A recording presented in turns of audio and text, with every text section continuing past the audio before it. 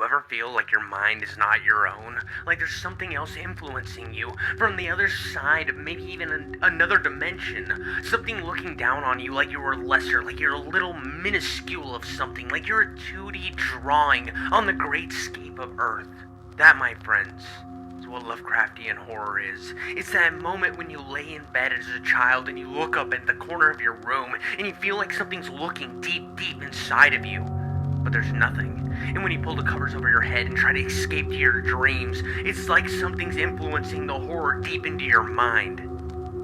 That today is what we're going to be diving into. If there's one thing that could be 100% precise about Lovecraft's life, from the day he was born until the day he died, is the fact that he was alone. Which you can tell from all of his stories plays a dire, important part in everything he created. You can feel the loneliness in it, you can feel the loss, and the absolute lacking of any true love and compassion from humanity feels almost absent from every single thing he wrote, and this comes from a tragic sense of loneliness that has plagued Lovecraft's entire life. It began in the early days of Lovecraft's childhood when, at Lovecraft's age of 3, his father was institutionalized and then later succumbed to syphilis. His brain had been eating itself away due to this disease. And then later, after his mother and him then moved in with her father, his grandfather was the one beacon of life in his life, giving him literature and teaching him science, which Lovecraft would dive into fully. His grandfather would then die, and his grandfather everyone thought was this incredibly wealthy man. But come to find out, he had been misusing his funds for a very long time, causing his house to then be foreclosed, leaving Lovecraft and his mother desolate once again. This only was made worse by the fact that Lovecraft's mom was slowly losing her sanity when she would then be institutionalized. In this period right before her institutionalization, she had treated Lovecraft like he was beneath her feet, like he was subhuman, causing Lovecraft to feel like a piece of crap every waking moment of his life until he got away from her grasp. Lovecraft would eventually find someone who would love him in his first wife. This wouldn't last forever, unlike most things in Lovecraft's life, because she then became ill and lost her business, causing her to move out of state, leaving Lovecraft alone in New York, a place he truly despised. Because you see, Lovecraft's family didn't approve of his wife due to her Jewish nature, and this bigotry kind of lived in his family along with the entirety of the 1920s, and him living into a city where he already hates people, full of immigrants which he was taught to hate, only made Lovecraft's hatred of all people and all races much bigger, and his preconceived notions even stronger, causing Lovecraft to come off as one of the biggest bigots of all time. Lovecraft eventually contacted his aunts back in Providence, Rhode Island, the place that he truly loved. When he died, he would say that I am Providence, because to him, he was nothing without this little town. And the rest of Lovecraft's life kind of goes off just like the beginning it did.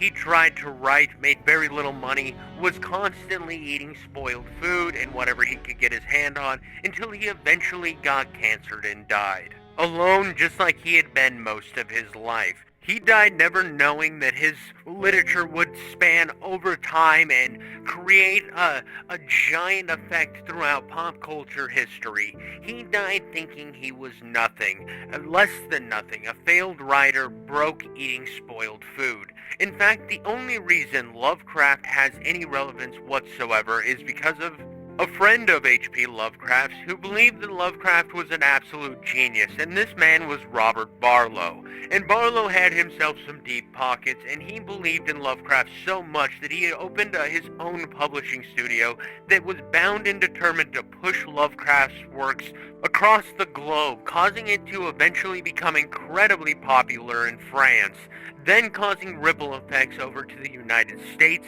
where it then influenced everything from Batman to the Evil Dead to obviously Cthulhu and the Cthulhu mythos. Though most of his works were filled with derogatory language and a lot of hatred toward different people he believed lesser, spanning anywhere from poor white people he thought were all inbreds, to black people who he thought were mongrels, and Jews that he just hated them as well. He had the ability to create the fear of the unknown. He could take something as simple as color and make it absolutely terrifying. Lovecraft had the ability to use hyper-focused details and then leave out enough for the reader to then fill in the blanks with their own terror and their own imagination, where not even your dreams are safe. Which brings us to our topic today, the game I recently played, Forgive Me, Father. As you've seen from the intro of this video, I did my research on Lovecraft in preparation for this video. I wasn't going to make the same mistake I made with Warhammer, where I dipped one toe in. No, I learned about the man's life. I learned about Call of Cthulhu. I read Call of Cthulhu. And when I get this opening cutscene here is why I believe this is one of the greatest Lovecraft games of all time. You start with the letters being sent to you and calling you on to this place, which is a great preemptive strategy for anything Lovecraftian. You read Call of Cthulhu, it is an entire book of journal entries and letters describing these horrors. So to be summoned by a letter, I feel like, yes, it's a tool used in a lot of different media, but it is very powerful knowing that it's Lovecraft. It's a means to create this story which he would have used himself.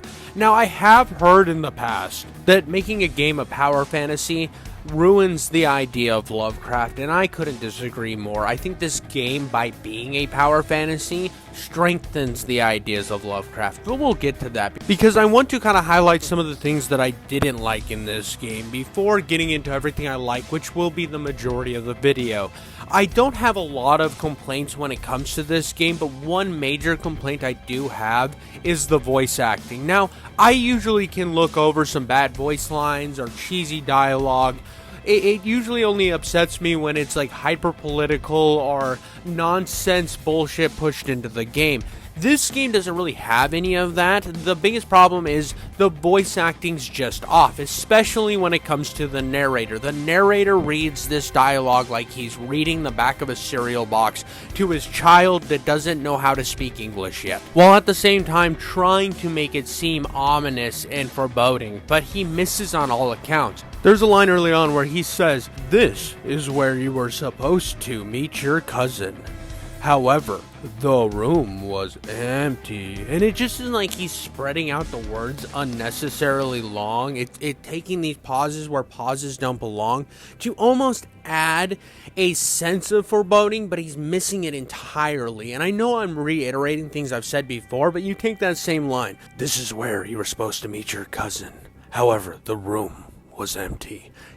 You have this like slow stretch of the words toward the end. You follow in quicker at the beginning and then you spread it out, and that will add in the tension and the anxiety which the cutscene is actually trying to present, but the game itself, the narrator, is not adding that tension. In fact, he's taking away from it, which also ties into the main female protagonist. If you were to play as her, because you get the choice to play as the male or female, the male is a priest and the female is a journalist. She was added in later to kind of add some different type of play styles to really expand the fun you could have in this game. The problem with her is her voice lines and the way she delivers them sounds nothing like a badass hard-hitting journalist. She just is missing the point entirely. She almost sounds like a Valley Girl, but not quite. It's so jarring that I was going to play as her first because I didn't know anything going into this game. I didn't know that she was created later to add more fun to be had in the game. I just wanted to play as a female character, thought it'd be fun. I usually play FPS games as a male, and she was so bad that the first time I heard her speak, I cut the game off immediately and started it over. It just ruined all the setting, and I know that this was one of her first projects, and I'm hoping to give her the benefit of the doubt that maybe down the road she will figure out how to actually feel the themes of a game or feel the themes of a script to present it to an audience, but I just felt like it was ruining everything that the art style of this game was going for, and and the narrative of this game was going for. And also, I feel like this game was crafted for the priest. And the more I played this game, the more I began to realize this game was crafted 100% for this character. Even the title, Forgive Me, Father, he utters early in the game after he kills his first few zombies. He feels this sense of dread that he has done something horrible, and he asks God for his forgiveness. I think out of all the people who were assigned to this game or who took these jobs, the priest actor took the hardest lines. He made sure to actually provide some incredible depth to his character. He has a gritty Batman-esque voice, and it works because the further you get along this game, you start to realize that he himself is a broken man. He isn't just here to find his cousin and to live with his cousin because his cousin is down on his luck. No, he is a broken man from the past. And the further you get through this game, the more you read the different letters and different notes throughout this campaign, you begin to find out that the priest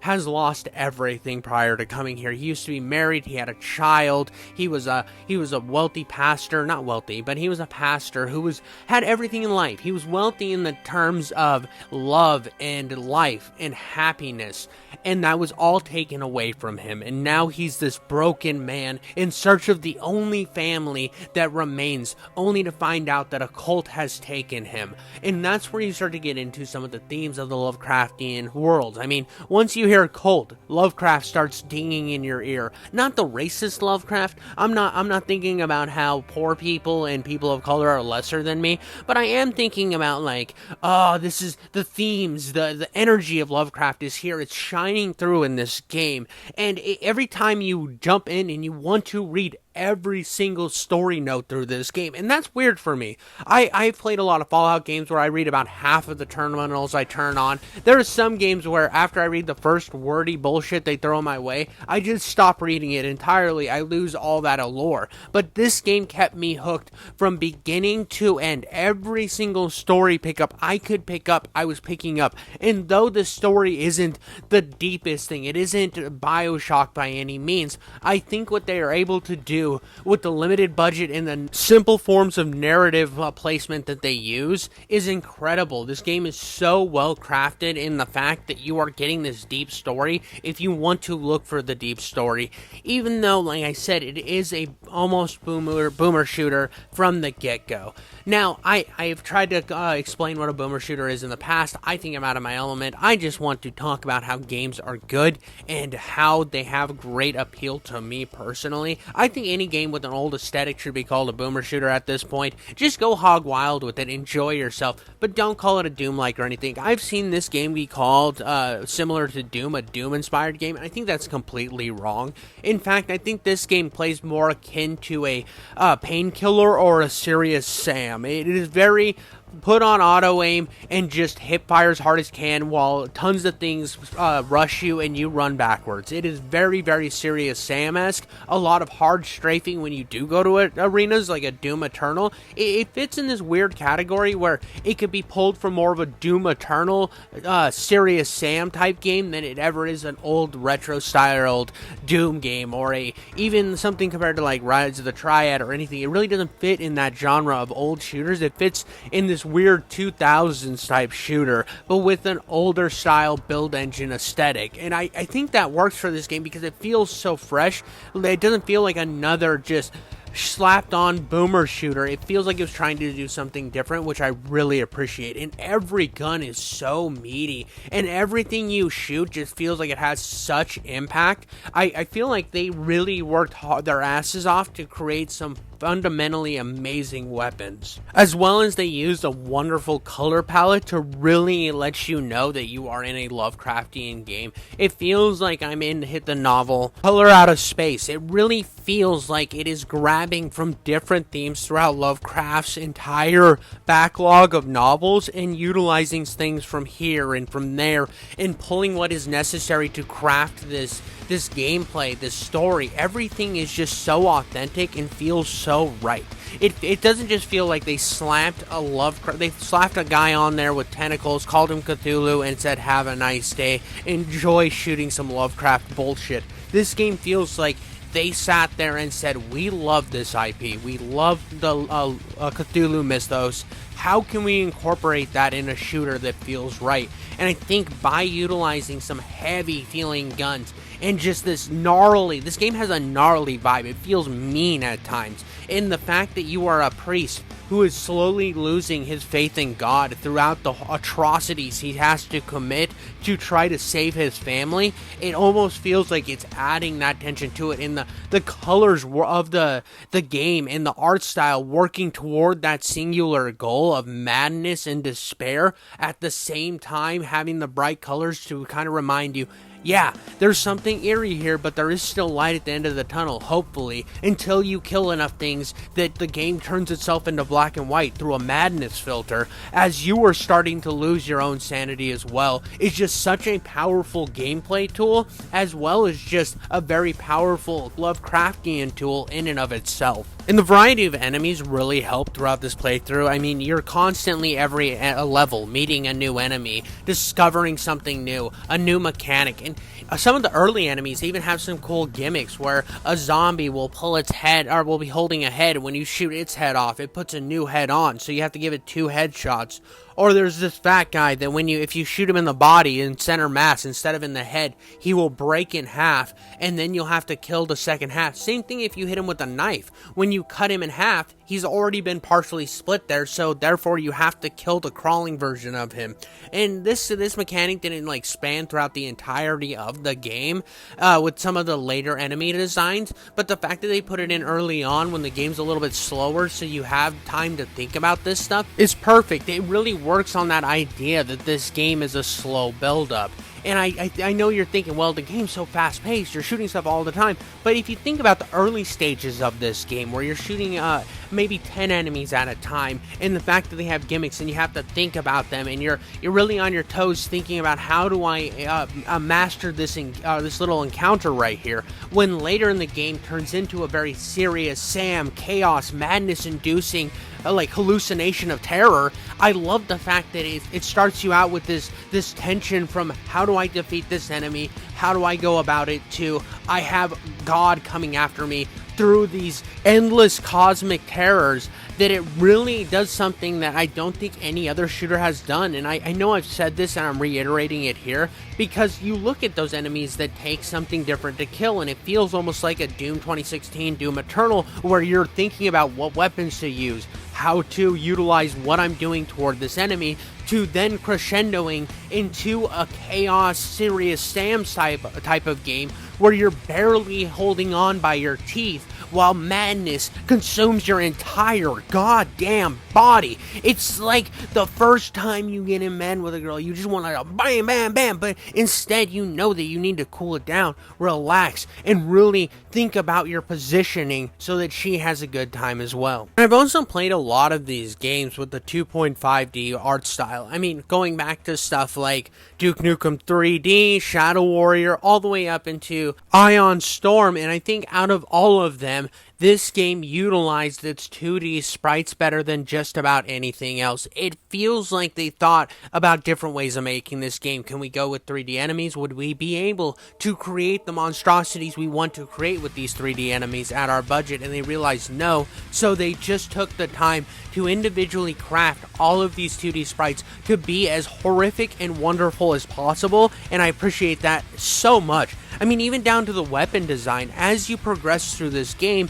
you have an upgrade tree, and you constantly can change your weapons into different varieties. Take, for example, what you see on screen right now. This looks like I'm carrying a weird yelly scaly fish, but in actuality this is the latest stage of the shotgun, and this thing really puts the pepper in the asshole, I'm telling you. When you shoot something with this, you feel like you shot something with this. It goes from being just a cool double-sided shotgun, super shotgun basic, and then it's like, oh, let's add another barrel. Oh, let's just turn it into a square death machine with a fish fin.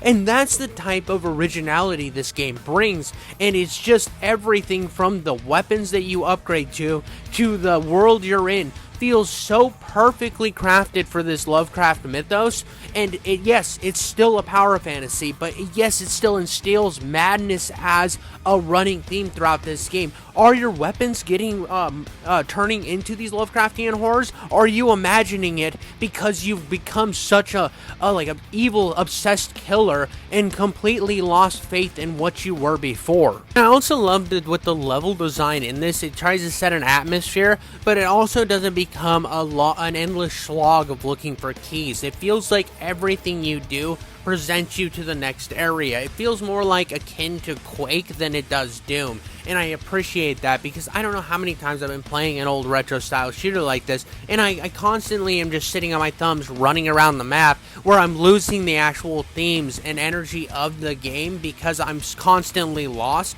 This game, you never feel lost. And yes, that could be a kind of a downside to some people where it feels like, oh, it almost feels like linear level design. I feel like it just is a perfect hybrid of taking the ideas of Quake, of some of these great shooters of the past, and saying, how can we refine that? How can we refine it and do something to still push this game forward? And it breaks it up with time to time with some platforming sections and some like different narrative devices, which I think really puts it on a different level when you're thinking of retro style shooters, because instead of just shitting out something that is just like something else, what they did was took a little here, a little there, and then crafted something of their own right. And it's perfect. It's absolutely perfect. And they even took the ideas of a character like Duke Nukem or Serious Sam and thought, how can we instill some narrative devices throughout the campaign? How can our character set himself apart from these other action hero first-person shooter characters?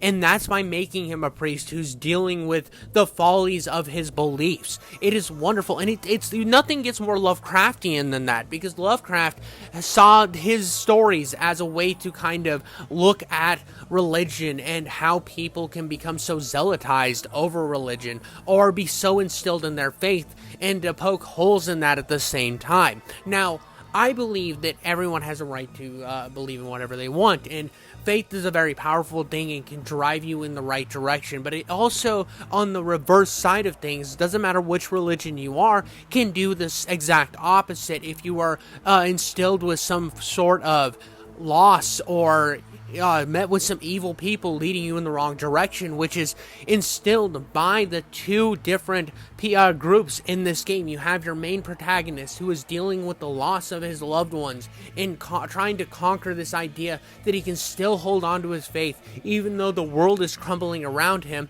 And then opposite of that, there is a group of people who are so instilled by these cosmic entities that they're willing to let their entire town go to hell and the world around them just eat itself in order to achieve what they believe is the perfect ascension, which is complete opposites of each other. One is so religious that they've lost the actual plot, and the other is losing his religion to try to save the things that he holds dear, but at the same time knowing that this is who he is and wanting to maintain that, which is a conflict inside the main character that as the player you find incredibly interesting. On top of all of this is a soundtrack that just kicks ass. Yes, it doesn't really fight for the themes too hard, and a lot of the themes I'm kind of telling to you right now might seem slowed down and really methodical, and almost like this game was a horror, slower paced game, but I have to tell you that this game kicks ass. It's fast, it's boomy. I said Serious Sam early on, so you should be thinking absolute fucking chaos, and this game's soundtrack instills that thought of madness and chaos. It is rock to its goddamn core, and I love it. I think it is so goddamn good. It progresses throughout this campaign. It constantly is running alongside of the meaty sounds of the guns where it's like oh, it's just so much goodness. And when you do have like these crazy platforming sections with this rock music in the background, it instills a sense of fear. Like, take what's going on screen right now. There is like this evil causing or running behind me that will kill me instantly while I run down this hallway getting chased by or getting stopped by all these horrors. It instills a sense of fear and dread. And when you do get to the boss fights, they are incredibly well made. They are very difficult and like they are not easy boss fights, but I think that they work so well because they work on this idea that it's not just something you shoot. You have to dodge things. You have to move around. And I'm fighting the Clitosaurus here, right? This thing is a monster of a monster. It is amazing. This is the first big boss of the game, and this is where I said, this game came to fuck, and it is fucking hard. I mean, this boss feels more like a Resident Evil boss, except for I can just shoot it like a normal FPS game instead of looking for bright spots. It just feels so like this perfect amalgamation of everything that I've ever loved in shooter games to horror games put into one game, and this sets up precedent for the rest of the campaign. Whereas you're dealing with all these cosmic terrors where you're constantly moving around, feeling like you're barely on the toes of your tippy feet, you feel like everything is coming for you. Then to go to a boss arena where it still saves that same energy, but you have to think it through and methodically pay attention to what's going on, or you will have your ass eaten by somebody who doesn't brush their teeth. It is wonderful that this game's able to do this, and the cutscenes, though not constant, come in to just remind you what's going on, to kind of push the story forward, because if you maybe had missed some of the lines of dialogue because of all the chaos, it kind of puts you back into the position of the priest of, this is what's going on, this is your mission. It's here to remind you of the common goal, and also it just has such beauty in these simple cutscenes. I do like when a game's able to take the limited budget they have and to use their limited abilities with these rendering of cutscenes, but create something beautiful with art. Now, some people will be like, oh, well, this is just a slideshow. You hated on Redfall because it was a slideshow. This is different. You see how they are able to craft something beautiful where the tentacles come out of him, but it's almost like stop motion in a way. They thought about this methodically. This is something that they sat down and made an actual decision on, and didn't just slap a blue filter on in-game cutscenes screenshots and said, here you fucking go, chief, go have fun. This game was thought out. There is a spectacle boss later in the game that I didn't think was the best. It's kind of a midway through the game type boss, and it is one of the coolest looking creatures I've ever seen in a game.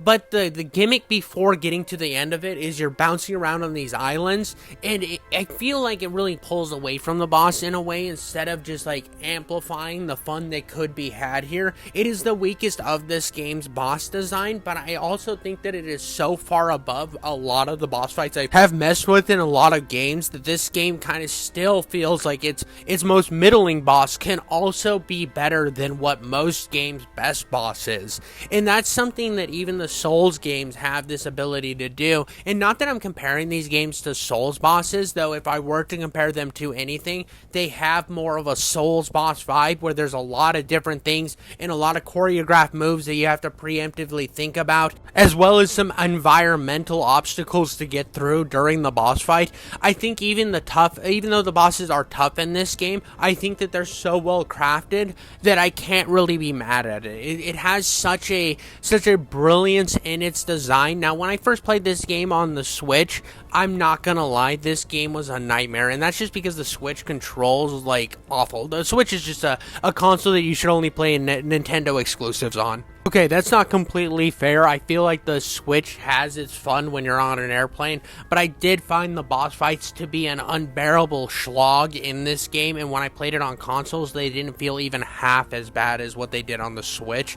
And I actually had a video out on this earlier, a long time ago, when my channel was a very, very different monster, and I privated it so I could redo this video, and I give it the respect it deserved, because when I bought and played this on consoles, I had such a different experience that I felt like there was things that needed to be sought after, there was things that needed to be explained, things that I needed to cover that I don't feel like I really fully grasped when I played this game on the Switch. Now, if you have this game on the Switch and then you're thinking, well, it's a good game, I don't know, it's kind of overly hard, it feels like it's a little overwhelming, trust me, go get one of your consoles, one of your other consoles, or get the Pro Controller for the Switch, and you will have a very, very different experience.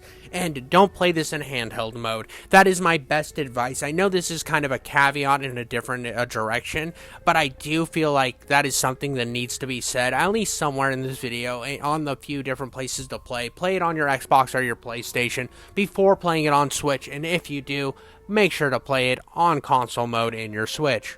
The only other thing I really have to say in terms of like gameplay and how to play it, just be wary that there are some frame rate drops and some like freezing that this game has. It is something I ran into in almost all 3 of my playthroughs.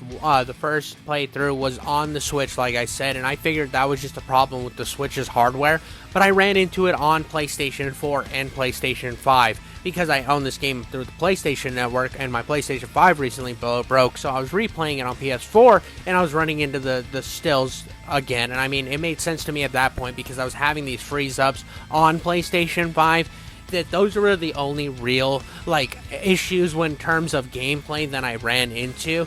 It was the only other complaint I had. It's not something that completely breaks up the gameplay experience. It's just something that it's a little rough around the edges, which I'm more accustomed to than a lot of these people out here who play a lot more of these like high-end AAA features. I play a lot of schlop and a lot of games that are just garbage sometimes that I enjoy. So I can overlook a lot of this stuff, but if you're jumping into this game and you're like, hey, King Jiffy, why didn't you mention that this game has frame rate drops and freezes from time to time? Hey, I'm announcing it now, you goddamn piece of shit. Do you need me to go to your house and then just punch you in the penis so many times that you just can't have children anymore because you are making children in this world is going to make it dumber? Ooh, that was a little mean. That was a little mean-spirited. Maybe I'm going a little insane. Maybe I'm losing the plot here. Maybe I've lost all sense of humanity in and of itself. Jesus, I need to stop playing Lovecraftian features or I'm going to absolutely lose my mind. But I think at the end of the day, what this game is able to do is, with everything, with the whole Lovecraftian mythos and everything that, all the moving pieces, it truly encapsulates what Lovecraft was, and that's why it took so long explaining who he was at the beginning of this game.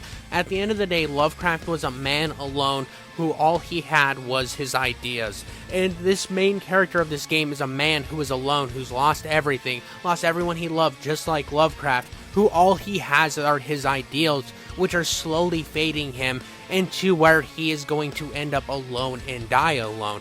And that is just a really powerful overlap between the two, and I think that's something that people haven't really highlighted when talking about this game. Is a lot of people hold the Cthulhu mythos close to heart and they gatekeep it, and they're like, oh well, you can't have a power fantasy. That's not anything, nothing in Lovecraft's books establish that power fantasy, and I think that's kind of wrong. You read Call of Cthulhu and the whole book's about this horrific creature that lives in the depths of the ocean, who all these different researchers have gone in and investigated, with the book ending in this crescendo of this shipwright ramming his ship, not shipwright, but ship captain, ramming his ship into Cthulhu and putting him back to rest. Because out of all the cosmic terrors, Cthulhu really isn't the big bad. He never has been the big bad. Cthulhu plays the role of a priest. He is here to wake these cosmic horrors to the earth. He is there to preach to all the people, to madden people into summoning these creatures, in a sense. And it's so great that there is that idea that a priest will face off with another priest at the end of this game, and how they're both trying to fulfill their roles. Only one is getting influenced harder by the other, and I love that idea. I love the ability that this game is doing with the idea that there are two opposing forces, but so similar in their own vein, in their own professions. And along with that power fantasy thing, the fact that people can sit here and tell me that you're missing the point of cosmic horror if you turn it into a power fantasy, just as baffling to me when you look at one of the books that started it all and see that they end it with plowing a ship into the monster. It's a cause of violence is what ends the actual first novel. So the idea that violence beginning it all in a power fantasy, I mean, what's more badass in power fantasy than putting an entire ship in the mouth of a giant squid monster with wings? I mean, it's if you can constantly go through a game and you can hit the themes on the fucking head and make sure that you give love where love is needed and use it to craft this greater sense of madness and dread and cosmic horror, and loop in some of these moments with the evil mayor of this town who is actually a cult leader who worships these cosmic horrors, trying to bring them to the earth. It just has all of these great themes that are so Lovecraftian. The way it plays with the religion, the way Lovecraft played with religion, the way it plays with madness.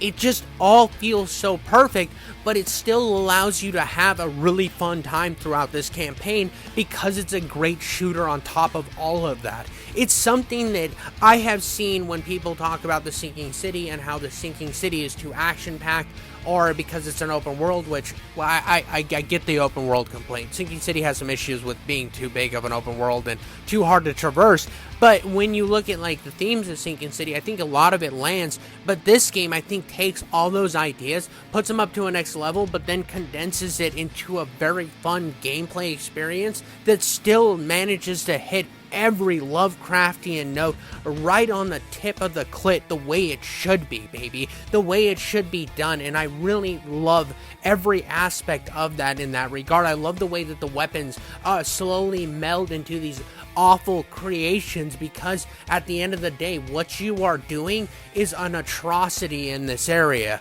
And that brings me to kind of where this game is going to lead off and end. I mean, I'm getting a little ahead of myself if you're watching the gameplay in the background, but the way this game is kind of bottling up is you are pushing through trying to find your cousin. Your cousin is dead. He is gone. He is lost. You've defeated the cult. All that is left is these atrocities that you must face. And with the loss of the person that you were hoping that would bring you back, he can say whatever, that your cousin needed your help or whatever it may be, but the main thing was you needed somebody. And I think that the way I'm interpreting this game is your cousin understood with all your loss that you needed somebody to be there for you, and you just happened to show up when this chaos was breaking out.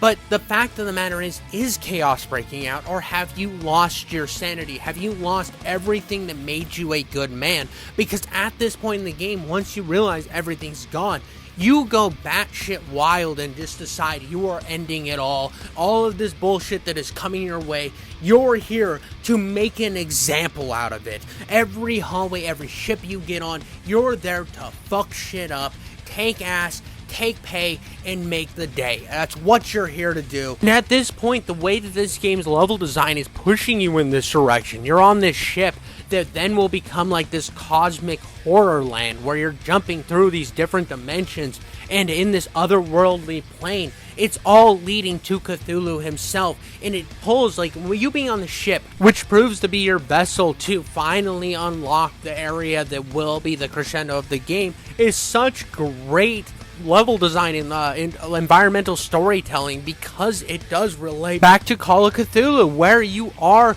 that ship captain. You are that guy heading to his demise, knowing that you might lose it all at this moment, but you have nothing to go back to because nothing else matters. This is your final stand.